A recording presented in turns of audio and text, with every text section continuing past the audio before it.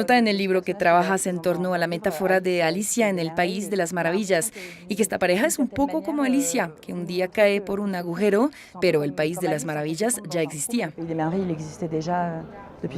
Oui, oui.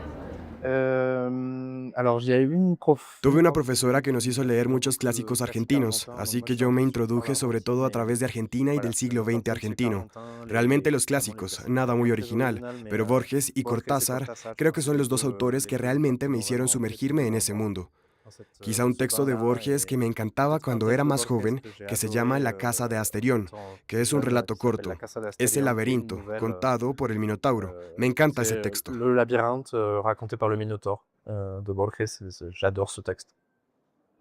Y para terminar esta conversación, después de Cositas, has seguido escribiendo y tu nuevo libro, Pas Perdu, se ha publicado hace poco en Francia. Así que los lectores latinoamericanos tendrán que armarse de paciencia mientras esperan la traducción.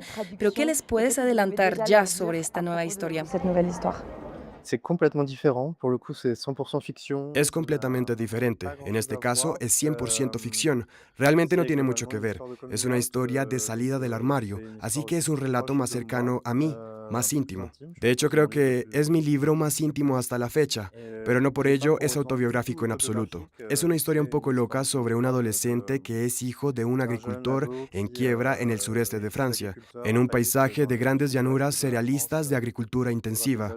Y para salvar la granja que está en quiebra, le propone a su padre transformar un campo de maíz en un laberinto para crear una atracción turística para el verano. Y este protagonista, que se llama Marlon, es un poco friki, un poco empollón, fan de los laberintos, como de los anagramas, de un montón de cosas un poco extrañas, dibuja mucho, y va a crear un laberinto enorme en el que todo el mundo se va a perder. Es la novela de un verano en el que todo el mundo se pierde. La idea es que el laberinto es un poco una representación de su armario, del camino que tendrá que recorrer para emanciparse. Du parcours qu'il va devoir traverser pour s'émanciper. En cualquier caso, esperamos que esta historia llegue pronto a las librerías latinoamericanas. Muchas gracias, Benoît. Gracias a ti. Y gracias a ustedes por su confianza. Sigan con nosotros. Hay más cultura en France 24 y france24.com.